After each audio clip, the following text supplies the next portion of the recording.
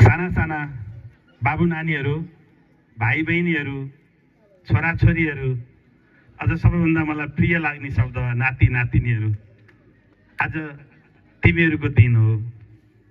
तिमीहरूलाई मेरो पहिलो सम्बोधन, पहिलो माया। फर्स्ट रोमा बसिरहेका भाइ बहिनीहरू, छोराछोरी, नाति नातिनाहरू, माथि बस सबैलाई देखेँ। म जाने बेला तिमीहरूलाई केही कुरा भनेर जान्छु, तर एकचोटि सम्झ त, आज तिमी साना छौ। भोलि यस्तै समारोह हुँदा यो विद्यालयमा प्रमुख अतिथि हुने पनि तिमीहरू नै हो। भोलि यस्तै कार्यक्रम हुँदा यो कार्यक्रम चलाउने गोपाल सर जस्तै उद्घोषक हुने पनि तिमीहरू नै हो। यो पालिकाको अध्यक्ष, उपाध्यक्ष, वडा अध्यक्ष, सदस्य हुने पनि तिमीहरू नै हो। एकछिन सुन त, तिमीहरू आफै त्यो ठाउँमा आइपुग्दा तिमीहरू के गर्छौ, के गर्नुपर्ने रहेछ, सुन। एकछिन हामी कुरा गर्छौँ अनि एकछिन रमाइलो पनि गर्छौँ। तिमीहरू सबैलाई मेरो तर्फबाट पनि स्वागत छ। प्रिय भाइ बहिनीहरू, अलि अघिमा एगो माया मुला, तिमीहरूलाई मेरो धेरै धेरै माया छ भाइ बहिनीहरू। म यो विद्यालयको आँगनमा छु। यो विद्यालयको आँगनमा यसरी उपस्थित हुँदा मलाई साँच्चै खुसी लागेको छ। चो स्कुल जे खै तोर तखै। यो विद्यालयको उत्तरोत्तर प्रगतिको कामना गर्दछु। म साँच्चै खुसी पनि भएको छु। कति धेरै प्रेमले भन्नुभयो। माथि बच्छला देवीको स्कुलमा यसै गरी कार्यक्रम हुँदा हामी बुढाबुढी नै आएका थियौँ। अध्यक्षज्यूले भन्नुभएको थियो, भिरवनकी बहिनी र मधुवनको ज्वाइँलाई एउटै पछौराले बाँधिदिएको छु, यो माया सुरक्षित राख्नु भन्नुभएको थियो। जेठान साहब, तपाईँको बहिनीलाई सुरक्षित राखेको छु। म साँच्चै खुसी भएको छु। यो खुसी लिएर फर्कन्छु। तङ्गिङ एको खुसी तजी खुसी बोर्जिम एर्से होइ। म यो खुसी नै लिएर फर्कनेछु। समारोहका अध्यक्षज्यू, म्याडम, जो 4 नम्बर वडाको वडा प्रतिनिधि पनि हुनुहुन्छ, पालिकाको अध्यक्षज्यू, उपाध्यक्षज्यू, तपाईँहरू साँच्चै, वडा अध्यक्षज्यू, आज म यस्तो भाग्यमानी छु कि दायाँपट्टि 2 जना जनप्रतिनिधि र बायाँपट्टि 2 जना जनप्रतिनिधि राखेर बसेँ। अध्यक्षता गरिरहनु भएको म्याडमसँग माथि बसेर प्रमाणपत्रमा सही गर्दै कुरा गर्दै गरेँ। उहाँहरू 3 जनाको बारेमा मलाई थाहा छ। तपाईँहरूको पार्टीको केन्द्रीय नेतृत्वसँग भेटेको बेला उनीहरूले तिम्रो ससुराली गाउँको खबर के छ, तिम्रो रणबहादुर जेठानको खबर के छ भनेर सोध्छन्, होइन? त्यसो भनिरहँदा मलाई खुसी लाग्छ। त्यो राजनीतिक सन्दर्भ छ, समय रह्यो भने पछि भनौँला। तपाईँहरूको अथाह प्रेम छ। र मलाई मेरो प्रिय भाइ वरिष्ठ पत्रकार पोषनाथ अधिकारी, जो कान्तिपुर टेलिभिजनका सिनियर एडिटर हुनुहुन्छ, हामी बिहान सँगै 2 भाइ कुरा गर्दै आउँदा धेरै कुरा गर्दै आयौँ। म पहिलो पटक खनायबास आएको 37 वर्ष भयो। मेरो यति मोटो ज्यान थिएन। म लुरे दुब्लो थिएँ। बाहुनको छोरो, उसै त चुच्चो नाक परेको दुब्ले एउटा केटो। मेरो घरबाट म ज्याम्रुङबाट 6-7 घन्टा हिँडेर तुला भएर आएको थिएँ। ऋषि दाई यहीँ हुनुहुन्छ। ऋषि दाईको आँगनमा उहाँकै बहिनी सङ्गीता रिजाललाई मैले सङ्गीता लम्साल बनाएर लगेको पनि 37 वर्ष भयो। यो गाउँसँग मेरो रगतको नाता जोडिएको 37 वर्ष भयो। यो गाउँले मलाई आफू खुला तरेसी म हरेक भाषणमा अन्त पनि भन्ने गर्छु, सबै दाईहरूको म साझा ज्वाइँ भएको छु। मलाई सबैले माया गर्नुहुन्छ। दिलवान दाईदेखि रणबहादुर दाईसम्म सबैको ज्वाइँ। अनि यहाँ आउँदाखेरि मलाई एकदम खुसी लाग्छ। एकदमै यहाँको यो गाउँको धेरै दुध खाएको छु, दही खाएको छु। ससुराली गाउँ यहाँ आएर मैले घिउ खाएको छु। ससुराली गाउँ यहाँ आएर धेरै मासु खाएको छु, माछा खाएको छु। त्यो सबैले गर्दा पनि म मोटाएको हो। र यहीँबाट गएको मान्छेले मलाई खुवाउने भएर पनि म अलि मोटाएको होला। यहाँ आउँदा म फुर्केको छु। र यो माला, यो खादा, यो सम्मान मेरो लागि बडो ठुलो कुरा छ।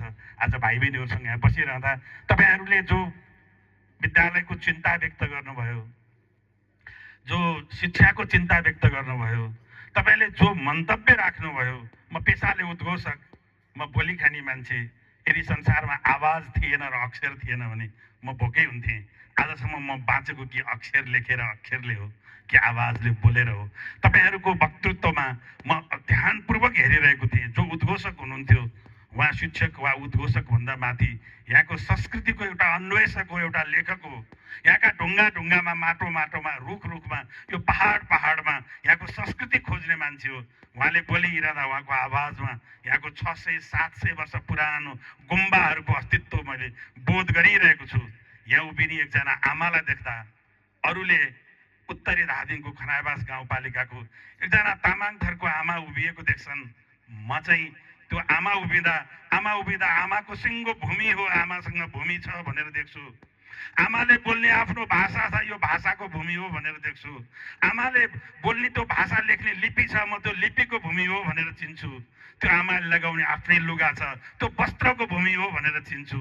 आमाले गाउने आफ्नै गीत छ, त्यो गीतको भूमि हो भनेर चिन्छु। आमाले नाच्ने त्यो नाचको आफ्नो स्टेप छ, ताल छ, त्यो तालको भूमि हो भनेर चिन्छु। कसले भन्न सक्छ यहाँ केही छैन, सब कुछ छ। यो सब चिजको आफ्नै मौलिकताको यो भूमिसँग राजनीतिक इतिहास छ, सांस्कृतिक इतिहास छ, कला साहित्यको इतिहास छ। अघि मैले भने 700-800 वर्ष पुरानो गुम्बाको इतिहास छ। अघि करातेका भाइ बहिनीहरूले त्यो खेल प्रदर्शन गरिरहँदा मैले उहाँको प्रशिक्षकलाई पर बाटामा भेट्ने बित्तिकै अँगालो हालेर बधाई भने। त्यो पुरानो इतिहाससँग आजको खेललाई पनि जोड दिनुभयो, बडा सुन्दर काम भयो भने। अध्यक्षज्यूले नैतिक शिक्षालाई पनि हामीले जोडेका छौँ भन्नुभयो। यो डाइनामिकपन जो छ, एउटा कवि एउटा लेखकलाई यही गाउँको तपाईँहरूले अघि भन्नुभयो, प्रेमले भन्नुभयो जस्तै गाउँसँग रगतको नाता जोडिएको एउटा कवि, यो त डाँडाबाट हेरि पनि जामरुङ देखिन्छ। त्यहीँको छोरो हुनुको नाताले मलाई साँच्चै गर्व लागेको छ। यो माटो र यो बस्तीको रूपान्तरणको लागि आजसम्मका सबै ज्ञात अज्ञात दाईहरू बुवा आमाहरूलाई सम्झना गर्छु, श्रद्धा गर्छु। र यहाँको राजनीतिक नेतृत्व, राजनीतिक आलोचनात्मक चेत सहितको राजनीतिक नेतृत्व, विवेक सहितको राजनीतिक नेतृत्व, त्यो रूपान्तरण खोजिरहेको राजनीतिक नेतृत्व तपाईँले जो गरिरहनु भएको छ, मलाई साँच्चै खुसी लागेको छ। म फर्कँदा अघि भने जस्तै म खुसी र तपाईँले गरेको यो मेहनत र योगदानको ठुलो प्रशंसा गरेर फर्कन्छु। र जीवनको कुनै मोडमा यो कुरा कहीँ कोड गर्न पर्यो भने म गर्नेछु। अघि वडाध्यक्षज्यूले बडो मजाले जोसका साथ आफ्नो कुरा गरेर राख्नुभयो। पूर्ववक्ता साथीहरूले आफ्नो कुरा मजाले राख्नुभयो। त्यो प्रष्ट अभिव्यक्ति स्वतन्त्रता, त्यो प्रष्टसँग बोल्न सक्ने, आफ्नो कुरा मजाले भन्न सक्ने यो टिम चाहिँ यहाँको मलाई साँच्चै मन पर्यो, साँच्चै सुन्दर लाग्यो। तपाईँहरूले यसरी माझेर आफ्नो कुरा प्रष्ट भन्न सक्ने एउटा संस्कार विकसित गर्नुभएको देखेर पनि म खुसी भएँ। म यो खुसी व्यक्त गर्छु। र म सधैँ प्रमुख अतिथि भइरहनु जरुरी छैन, मलाई सधैँ खातामालाको जरुरी छैन। यो मैले कोर्टमा सिउरेको यो पाना, यो सानो लुर्कना मलाई अध्यक्षज्यूले प्रेमले दिनुभएको मैले कोर्टमा राखेँ। यो काठमाडौँ लानेछु म अध्यक्षज्यू। र मेरो 8-10 हजार 15 हजार जति पुस्तकको मेरो सानो लाइब्रेरी छ। लाइब्रेरीमा सुटुक्क मेरो घरमा कफी खान तपाईँले आउँदा देख्नुहुनेछ। त्यो प्रेमको प्रतीक हुनेछ। र म भाइ बहिनीहरूसँग कुरा गर्छु। आज मैले मेरो जिन्दगीको कुरा पनि अघि भन्नुभएको छ, केही कुरा भन्नुभएको छ, जरुर भन्छु। तर मेरो सब कुरा दुनियाँलाई थाहा छ। तर पनि भाइ बहिनी हो, मलाई उत्तर दिन पर्दैन। म तिमीहरूलाई 1-2वटा कुरा सोध्छु। अघि भनेको थिएँ नि मैले, समयको कुनै कालखण्डको प्रमुख अतिथि तिमीहरू हो, समयको कुनै कालखण्डको अध्यक्ष तिमीहरू हो, समयको कुनै कालखण्डको अध्यक्ष उपाध्यक्ष वडा अध्यक्ष सदस्य तिमीहरू हो, यो स्कुलको शिक्षक तिमीहरू हो। सरलाई मैले आजै भेटेको, अरू सबै सरहरूसँग छिर्दै गर्दा स्याङ्जादेखि भोजपुरसम्मका सरहरू वर्षौँदेखि यहीँ हुनुहुन्छ। उहाँहरूसँग मैले अघि भेटेँ, संवाद गरेँ। सरलाई अघि भेटेँ, धनबहादुर सरसँग मैले धेरै कुरा गरेँ। पहिलोचोटि भेटेँ जस्तो लागेन। यो सबै कुरा सकिएपछि भोलि यो सबै गर्ने तिमीहरू हो। तिमीहरू त्यहाँ पुग्नका निम्ति तिमीहरूले तय गर्ने धेरै बाटोहरू बाँकी छन्। साना बाबु नानी हो, म 4-5वटा छोटा छोटा प्रश्न सोध्छु, मलाई उत्तर दिन पर्दैन। उत्तर घर गएर आफै खोज्नु। तिमी जुत्ता चप्पल के लगाएका छौ, जे लगाएका छौ, घर पुगेर तिमीले जुत्ता र चप्पल खोलेर राख्ने बेला एउटा चप्पल ओल्लो छेउमा, अर्को चप्पल पल्लो छेउमा फुत्त फालेर भित्र छिर्छौ कि दुईटा चप्पल टक्क मिलाएर एकै ठाउँमा राख्छौ? मलाई उत्तर नदेऊ, सम्झ। र तिमीहरूले लगाएको त्यो स्कुलको युनिफर्म पछाडि गणेशकुण्ड मावि लेखेको तिमीले जे लगाएका छौ लुगा, त्यो फुकाल्दा माथिको फुत्त यता तलको फुत्त यता फाल्छौ कि दुवै लुगा किलामा कहीँ टक्क झुन्नाएर राख्छौ? तिमीले झुन्नाएको आइडी कार्ड एकातिर फुत्त झोला एकातिर फुत्त फाल्छौ कि भोलि स्कुल आउने बेला यहाँनिर छ भनेर थाहा हुने गरी टक्क आइडी कार्ड, तिम्रो स्कुलको लोगो होला, झोला होला, होमवर्क कपी होला, किताब होला, कलम होला। भोलि बिहान टक्क खोज्दा ठ्याक्क भेटिने गरी सेन्टर पोइन्टमा राख्छौ कि हुत्त हुर्याएर तिमी कुद्छौ। कुरा सानो छ।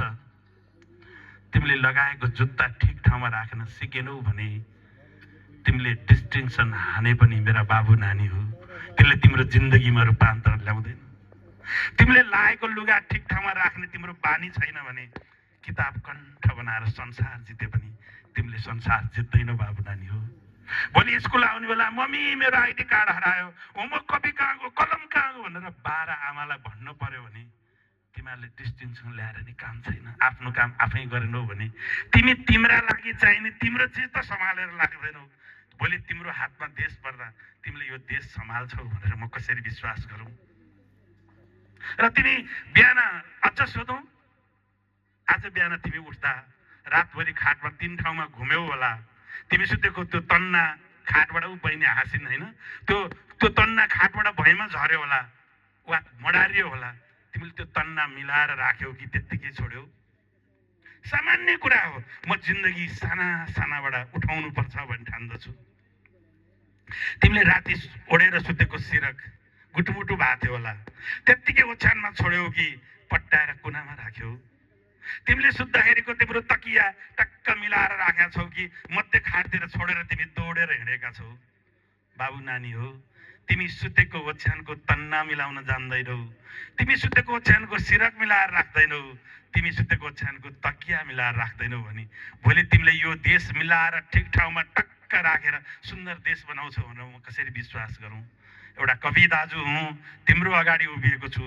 तिमीहरूले डिस्टिङसनै ल्याउने गरी झोलाको किताब पानी पिए झैँ पिएर कण्ठ पार्नु अघि तिमीहरूले तिमीहरूको जिन्दगीलाई राम्रो बनायो कि बनाएनौ? अघि वडा अध्यक्षज्यूले पनि भन्नुभयो, उपाध्यक्षज्यूले पनि भन्नुभयो। म त्यही धादिङको ज्याम्रुङबाट 13 घन्टा हिँडेर मलिखु पुगेर 40 सालमा काठमाडौँ गएको। 8 कक्षा पढ्न गाउँमा स्कुल थिएन। 6 र 7 पढ्ने बेलामा कक्षा कोठै थिएन। यस्तै छप्पनी राखेर बसेर पढ्थ्यौँ। पानी पर्यो भने हामीलाई छुट्टी हुन्थ्यो, हामी बाहिरै पढ्थ्यौँ। 8 पढ्दा कि पढ्न छोड्नु पर्थ्यो कि गाउँ छोड्नु पर्थ्यो। भाग्यवश मैले गाउँ छोडेँ, पढ्न छोडिनँ र आज यहाँ उभिन पाएँ। सायद त्यो बेला पढ्न छोडेको भए यो टिमसँग मेरो भेट हुँदैन थियो होला। अघि कुरा गर्नु भएको थियो, म 10 बजेदेखि 5 बजेसम्म रेडियो नेपालमा काम गर्थेँ। 5 भनेको ठ्याक्क 5 हुँदैन, सरकारी जागिर 5:15, 5:30, 6 बज्छ। त्यसपछि निस्केर म BBC नेपाली सेवा जान्थेँ राति 11 बजीसम्म। घर आउँदा 11:30, 12 बजिसक्यो हुन्थ्यो राति। बुढीले पकाएको चिसो भइसकेको भात हुन्थ्यो। बुढीले तताइदिनु भन्ने बेला भयो, छोड, कति दुःख दिनु, 1 दिन होइन 2 दिन होइन, म चिसै खाइदिन्थेँ। अनि 12 बज्थ्यो। भोलि बिहान 8 बजी उठेर फेरि नुहाएर फेरि एक जोरको कोट प्यान्ट लगाएर थोत्रो मोटरसाइकल पटपट बनाएर 10 बजी अफिस पुग्नु पर्थ्यो। म 8 बजीदेखि तयारीमा लाग्नु पर्थ्यो, 9 बजी निस्किनु पर्थ्यो। मसँग राति 12 बजीदेखि बिहान 8 घन्टा मात्रै समय हुन्थ्यो। मेरो सपना थियो PhD गर्ने, मेरो सपना थियो महाकाव्य लेख्ने। आज मलाई यति धेरै प्रेमले भन्नुभयो, उपाध्यक्षज्यूले पनि भन्नुभयो यो कुरा, अध्यक्षज्यूले पनि भन्नुभयो। त्यो 8 घन्टा समयमा बाबु नानी हो, त्यही 8 घन्टामा 2 घन्टा सुतेर बाँकी समय मान्छेले बोलाइहाल्छ नसुत्यो भने भन्छ। ध्यान केन्द्रित गर्नुहोस् एउटै कुरामा। योग भनेको त्यही हो, साधना भनेको त्यही हो, निद्रा भनेको त्यही हो, अध्ययन भनेको त्यही। यहाँ पढ्न बसेको छ, आँखा अक्षरमा छ, मन चाहिँ मावाली, ससुराली, गोठालो, साथीसँग झगडा गरेर ठाउँ गएर न पढिन्छ न साधना हुन्छ। एउटै कुरामा निर्लिप्त डुब्न सक्नु भनेको त्यो पनि मिलाउनु हो। 4वटा महाकाव्य भयो। 4वटा महाकाव्य सहित मैले लेखेका मेरा 10वटा पुस्तक प्रकाशित छन्। मैले PhD पनि गरेँ, सबै गरेँ। सायद त्यो बेला मनपर्ने साथी लिएर पिकनिक जान पनि मन थियो होला, मनपर्ने साथी लिएर सिनेमा हेर्न जान पनि मन थियो होला, मेरो उमेर पनि थियो होला। अनि मनपर्ने साथीसँग कफी खान पनि मन थियो होला, केटाकेटी लिएर सिनेमा हेर्न जान पनि मन थियो होला। अघि नै भने 37 वर्ष बिहे गरेको, नातिनी त 10 वर्ष कि भाइ, 10 वर्षको नातिनीको हजुरबाउ म। तर म कहीँ गइनँ। पार्टी, पिकनिक, भोज भतेर, नाता गोता, कुल कुटुम्ब, आफन्त कहीँ गइनँ। अफिस, घर, लेख्ने, पढ्ने, रिसर्च गर्ने, त्यो मेरो एउटा आँखाको यहाँ बिन्दु टक्क त्यो मात्रै देखेँ।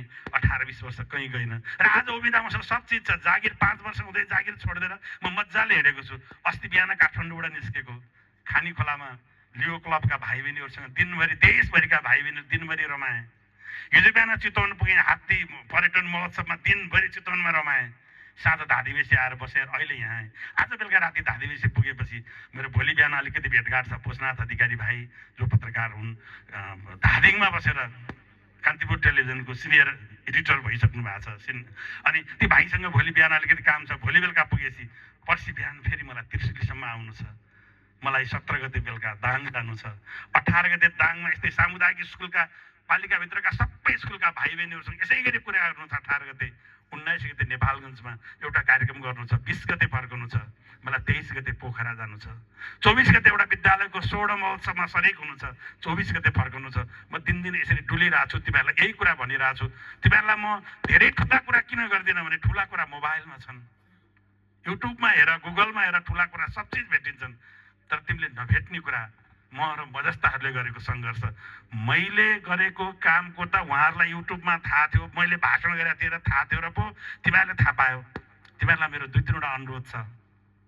एक दिन तिमीहरू समय निकाल।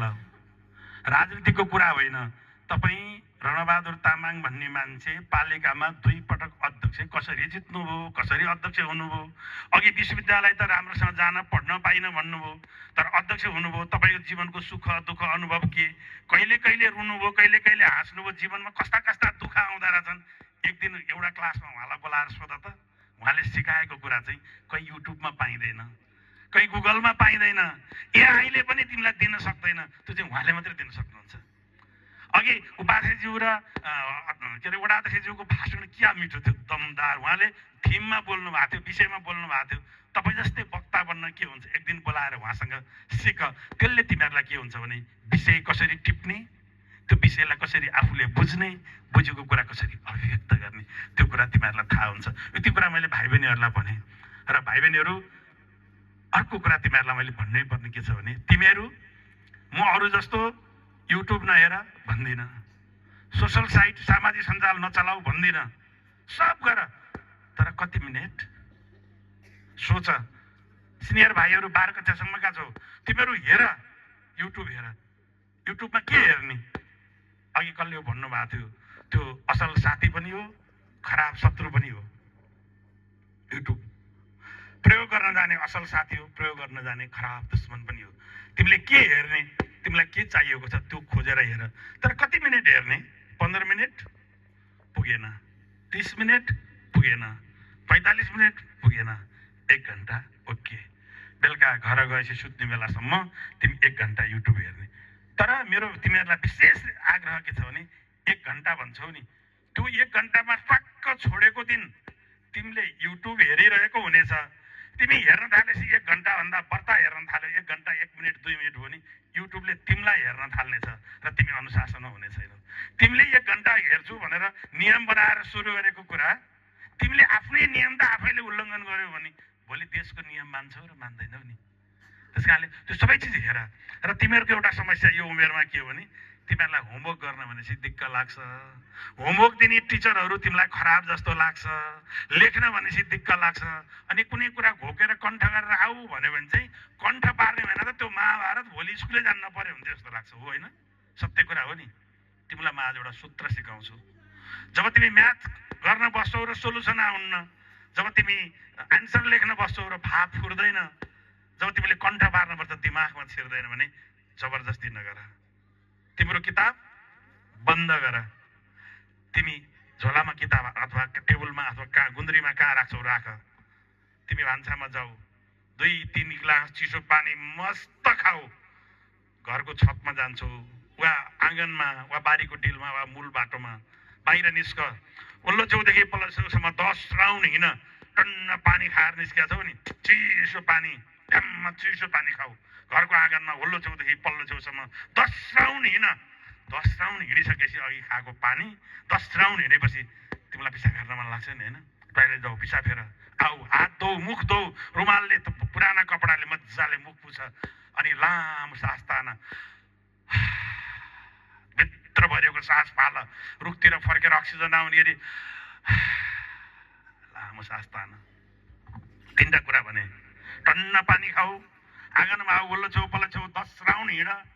त्यसपछि तिमीलाई टोइलेट लाग्छ, सो गर्न जाऊ, आऊ, मजाले हात धो, मुख पुछ, लामो सास फेर, तिम्रो खुट्टा मचक्क पुरा हुने गरी बुढी औँलाले कुर्को चाल्यो भनेर पुरा 10 औँलाले टेक्ने गरी टेक, शरीरलाई हल्का बनाऊ, सास फेर,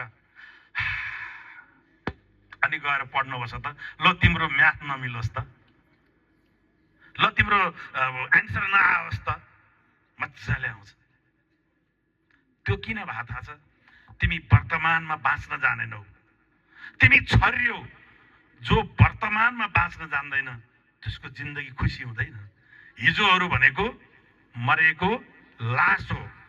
हिजो कहिल्यै फर्केर आउँदैन।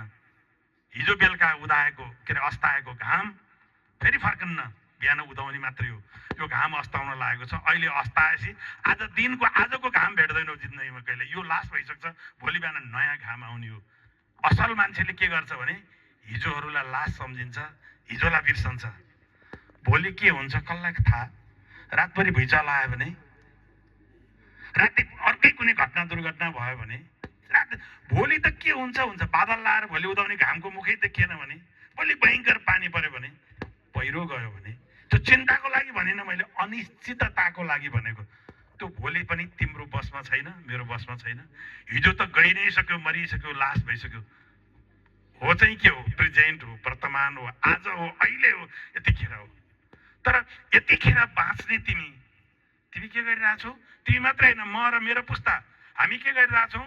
हामीलाई हिजोको रिस उठिरहेछ। अघि बिहान आएको फेरि अघि बिहान भर्खर कार्यक्रम सुरु हुँदाको जस्तो बिहान फेरि हुने छैन।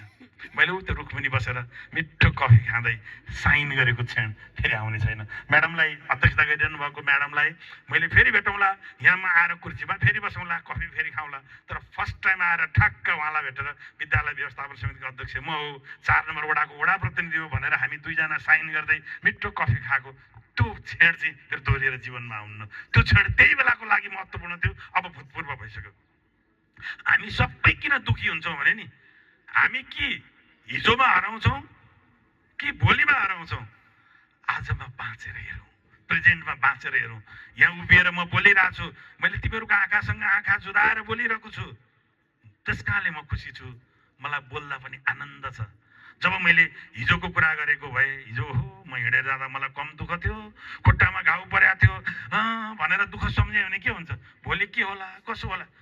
वर्तमानमा बाँच, दिमागलाई केन्द्रित बनाऊ, आफ्नो ठिक ठाउँमा आफ्नो दिमागलाई टक्क तान। लेख्ने कुरा पनि कम्प्लिट, पढ्ने कुरा पनि कम्प्लिट, होमवर्क गर्न पनि सजिलो, कण्ठ पार्न पनि सजिलो हुन्छ। सरहरूले क्लास लिएर पढाएर दिक्क पार्नु भएको थियो। आज वार्षिकोत्सवको दिन प्रमुख अतिथिले त रमाइलो गर्ला भनेको भाषणै सुनायो होइन? दिक्क लागेन? लागेन? स्योर खुसी लाग्ने को हात उठाउ त ल। वाह, ल यत्तिका मान्छे, वाह बधाई छ। ल सबैलाई जोरदार ताली तिमीहरूकै नाउँमा त्यसो भए एउटा। वाह कस्तो मजा मजा आयो।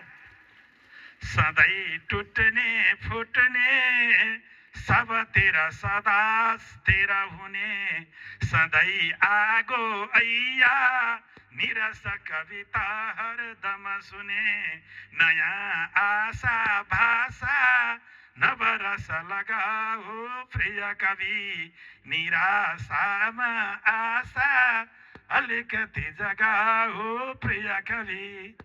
म छन्दमा पनि लेख्छु र गद्यमा पनि। गद्यको त्यति कण्ठ हुन्न मैले छन्द। त्यो निराशामा आशा अलिकति जगाऊ प्रिय कवि भनेको छ नि। जब तिमी निराशाहरूको बिचमा हुन्छौ बाबु नानी हो, आशा खोज्न सक्दैनौ। आफूभित्र आफैले आशा खोज्ने कुरा हो।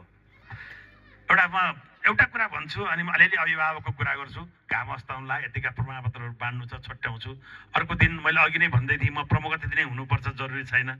कुनै दिन अनुकूल परेको दिन म आउँला, कक्षा कोठामा आउँला, तिमीहरू क्लासरुममै आउँला, तिमीहरूसँग सँगै बसौँला।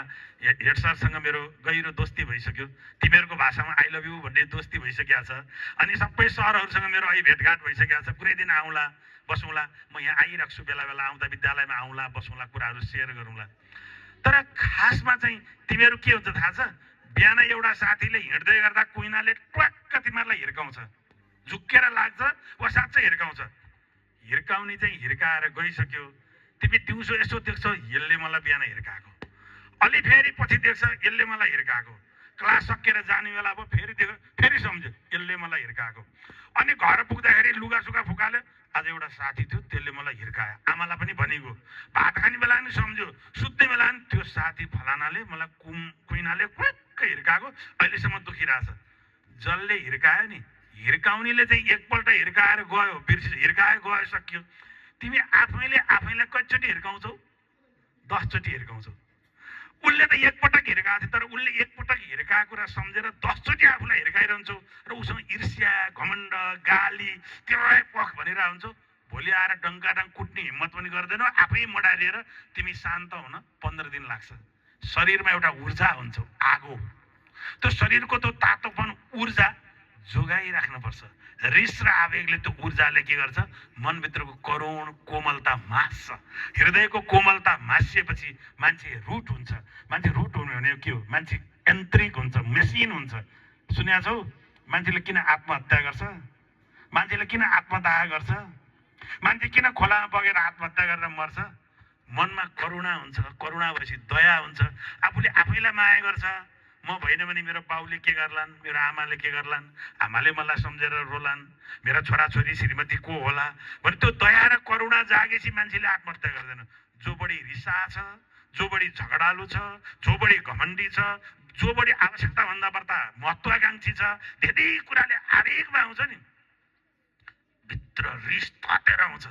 त्यो तातेको रिसले मनभित्रको कमलो करुणालाई मार्दै मार्दै मार्दै लान्छ। मान्छे जडेर खग्रास अँगार हुन्छ। दया, करुणा, माया केही बाँकी रहन्न, केही बाँकी रहन्न। त्यसपछि उसलाई आफू मरे पनि ठिक, अरू मरे पनि ठिक, के हुन्छ? आत्महत्या गर्छ। तिमी आत्महत्या गर्ने, जीवन खेर फाल्ने, सिद्धिने नागरिक बन्न चाहन्छौ कि करुणा, दया जमेको, प्रेम, सद्भाव भएको, सबैलाई अँगाल हाल्दै जात, जाति, धर्म, सम्प्रदाय, भूगोल के मतलब छैन, जो जहाँ भयो नि नेपाली हौ, मान्छे हौ भन्ने असल नागरिक बन्नु छ। त्यसो छ भने आदि रिस छोडा, आवेग छोडा, गाली छोडा। कसको अनुहार कसकोसँग मिल्दैन, कसको अनुहार कोहीसँग मिल्दैन, सबै कुरा फरक हुन्छ। त्यसकारण तिमी फरक बाटोमा गयो भने आज 64औं वार्षिक उत्सव बनाएको, यति राम्रो कार्यक्रम गरेको, यति अबेरसम्म तिमीहरू बसेको, कक्षा कोठामा विद्यार्थीहरू बसेर सहरका कुरा सुने जस्तो ध्यानपूर्वक मलाई सुनेको कुरा सार्थक रहन्छ। तिमीहरू सबैलाई धेरै धेरै माया, धेरै धेरै धन्यवाद। अले अङ्गीमा एगो एगो माया मुला, तिमीहरूलाई मेरो धेरै धेरै माया। र जाँदै आदरणीय अभिभावकज्यू, मलाई धेरै भन्नु छैन। अभिभावकहरूलाई एउटा कुरा भन्नु छ। यता माथि पनि हुनुहुन्छ, यो गम्भीर कुरा भन्छु तपाईँहरूलाई। तपाईँले बाबु नानी स्कुल पठाउनुहुन्छ, यी शिक्षक शिक्षिकाहरूले राम्रो बनाएर पढाइदिउन्, राम्रो बनाइदेऊ भन्नुहुन्छ होइन? तपाईँ यी शिक्षक शिक्षिका आदर्श हुन्, राम्रो हुन्, यिनले सिकाएको कुरा ध्यानपूर्वक सुन्नु, एकदम राम्रा मान्छे हुन्। बाबु शिक्षकलाई माया गर्नु, शिक्षकलाई प्रेम गर्नु, श्रद्धा गर्नु, बाबु नानी हो जाऊ भनेर सिकाउनुहुन्छ कि घरमा यी बाबु नानीको अगाडि शिक्षकको कुरा काट्नुहुन्छ? ए त्यो शिक्षक, त्यसको कोटै खुइलेको, त्यो मिस, त्यसले साडी लाउनै जान्दिन, त्यसले कपालै नकोरी हिँड्छे, त्यो फलानु सर यस्तो। तपाईँले विद्यार्थीलाई अगाडि राखेर 50 चिज भन्नुभयो भने घरमा त्यो शिक्षकहरूको विषयमा, सर म्याडमहरूको विषयमा अनावश्यक कुरा विद्यार्थीलाई अगाडि राखेर भन्नुभयो भने उसको दिमागमा के जान्छ? यिनीहरू ठिक छैनन् भन्ने घरमा तपाईँले भरेर, तपाईँ आफैले यो ठिक छैन भन्ने कुरा भरेर उनीहरूबाट ज्ञान सिक्न पठाइरहनु भएको छ। उनको मानसिकता के हुन्छ? शिक्षकका पनि कमी कमजोरी हुन सक्छन्, जानेर नजानेर हुनसक्छ, कोही नियतले कोही नियतिले हुनसक्छ। त्यो सम्बन्धित शिक्षकलाई भेटेर तपाईँको यो कमी कमजोरी छ भनेर भनिदिनु भयो भने, शिक्षकलाई भन्न सक्नु भएन भने हेड टिचरलाई भनिदिनु भयो भने उहाँले आफै सच्याउनुहुन्छ। तर विद्यार्थीको अगाडि तपाईँले शिक्षकहरूको जब कुरा काट्न थाल्नुहुन्छ, उनीहरूले श्रद्धावश शिक्षकले भनेको ज्ञान लिँदैन। श्रद्धावश नलिएको ज्ञान, श्रद्धावश नलिएको ज्ञान बिख बराबर हुन्छ। ज्ञान भन्नु र अमृत भन्नु एकै हो। त्यो श्रद्धाहीन बनाउनु हुँदैन। पहिला शिक्षकहरूका प्रति सम्मान जागृत हुने एउटा वातावरण बन्यो भने अरू पढ्ने कुरा आफै निर्माण हुँदै जान्छ।